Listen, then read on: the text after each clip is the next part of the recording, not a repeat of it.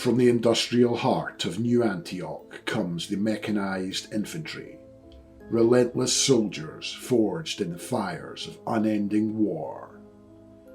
These grim warriors are the embodiment of a world where faith and machinery intertwine, advancing into battle with unwavering resolve and brutal efficiency. Marching alongside hulking armoured vehicles, their war-torn plating and scarred armour stands as a testament to countless battles against the infernal legions of hell. In the face of impossible odds, the Mechanized Infantry remain resolute, a grim reminder that even in the depths of despair, faith and steel can turn the tide of war. Hey guys, welcome back. Today I've got another Trench Crusade painting video for you, but this time I'm going to be painting up the Mechanized Infantry from the New Antioch faction.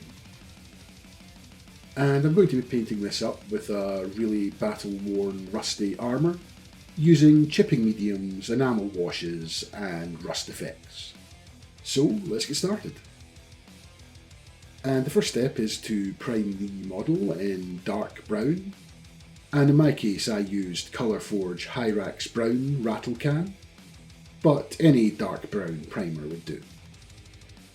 And after applying that, I'm then going to apply some AK Worn Effects chipping medium to the entire model using an airbrush. And you don't need to actually use an airbrush for this stage. You could just apply this with a normal brush if you wanted. And I'm just going to apply a nice even coat over the entire model. And without applying any heat to the model, I'll just allow it to sit for around 20 minutes to air dry before coming in and applying the armour colours. And for that I'm going to be using the Army Painter Olive Green Triad. Firstly taking the darkest colour and airbrushing this over all the armour panels on the model. And I'll just be leaving the very deepest recesses still left in the brown primer, like underneath the armpits and areas like that.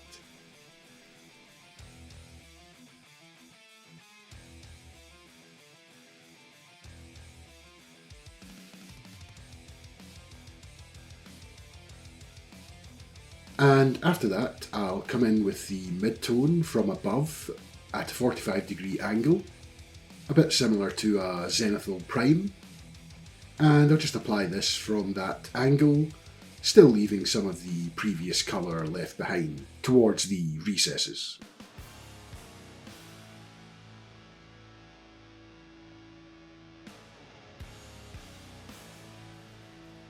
And then I'll come in with the brightest colour and just apply this from directly above.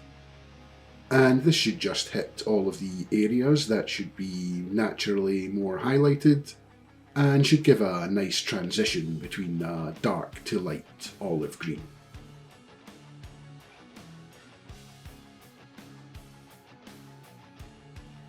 And after that was done, it was time to reactivate the chipping medium and apply some of the battle damage to the armour.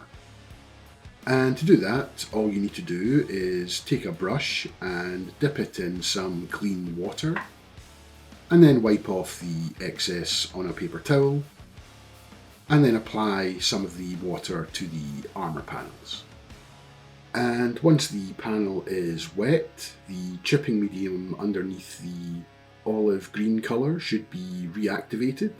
And I'll just lightly rub my brush across the surface of the armour panel, and this will slowly start to create some chips and scratches in the paintwork. And the more pressure that you apply with the brush, the greater the damage effect will be. But you're best to start out slow with a light amount of pressure and just build up the damage from there.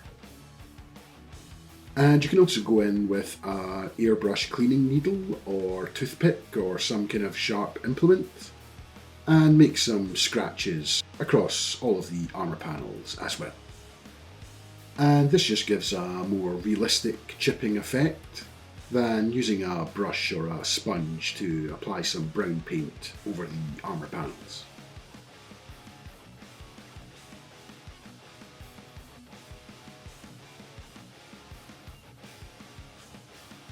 And I'll just apply this chipping effect across the entire model until I'm happy that I've got enough battle damage. I then decided to use some leftover Black Templar transfers that I had, along with some Microsol and Microset, to apply these to both of the shoulder pads.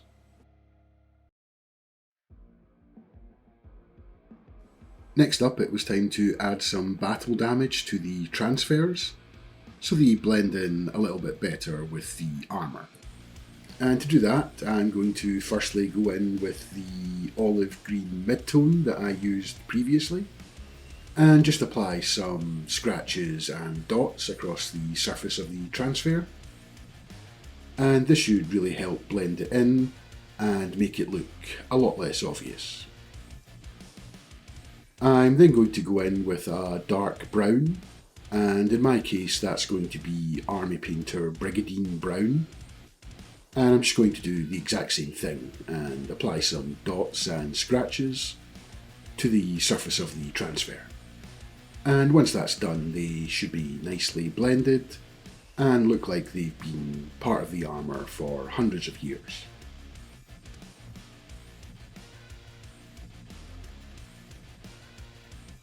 Next up, I'm going to be painting all of the metallics. Firstly, by blocking all these areas out with Army Painter Matte Black, and that's going to be the main body of the gun and any chainmail that's on the armour as well.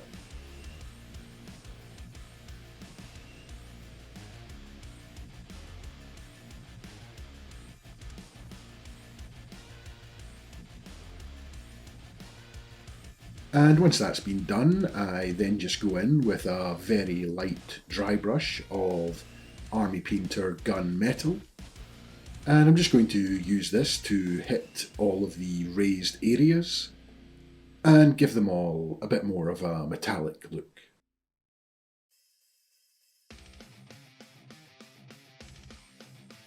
Next up, it was time to apply some shade to the model. And I firstly applied a coat of satin varnish to all areas, before then applying a 2-to-1 mix of Villainy Inks Goon's Grime and Ichor of the Damned, mixed in with some white spirits. And I think the exact ratio I used was 10 drops of Goon's Grime to 5 drops of Ichor of the Damned, mixed in with 15 drops of white spirits to thin it. And I'm just going to apply this to the entire model, allowing it to flow into all of the cracks and recesses. And then at the end I'll just come in with a dry brush and wick up any pooling that has occurred.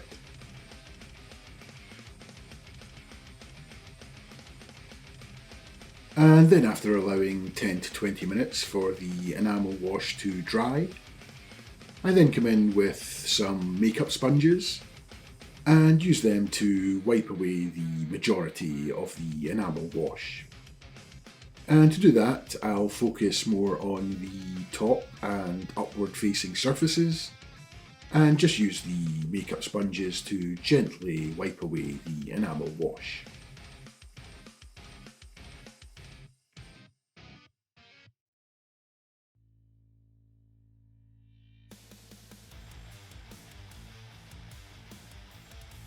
And after that, the model should be looking nicely shaded. And the final step is to add in all of the rust and corrosion effects. And to do that, I'm firstly going to be using Villainy Inks Sector Rust, which produces a really nice orangey, brown, crusty rust effect once it has dried. And I'm just going to mix this 50-50 with some white spirits to allow it to flow a little bit better. And then I'm just going to start to apply it to any areas that I want to be rusty. And one of the nice things about this product is if you give the area one coat, it'll dry to quite a nice looking rusty brown effect. But if you reapply the effect to the same area, it intensifies the effect and produces a much more orangey looking rust. So I'll go around the model applying this once to all of the areas I want to be rusty, and then go back in and apply some more to any areas that I want to be extra orangey and crusty.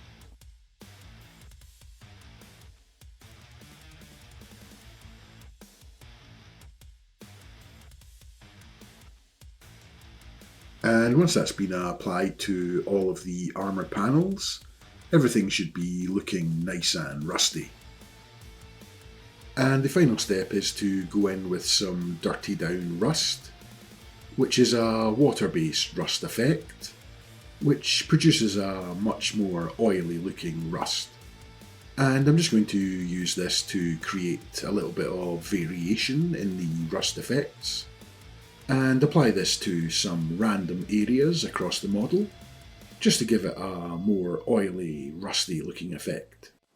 And I'll also use this to create some random streaking effects emanating from some of the rust spots. And once that had dried, the model was complete and ready to be based. And as usual with all of my Trench Crusade minis, I'll just be giving it a quick dip in some Kraut cover, A Tale of Grimdark. And I really appreciate all of the support you guys gave me in my last Trench Crusade video. And if you want to see more Trench Crusade, then just let me know in the comments down below which model you want to see next, and I'll try and see what I can do. But in the meantime, thanks for watching, and I'll see you in the next one.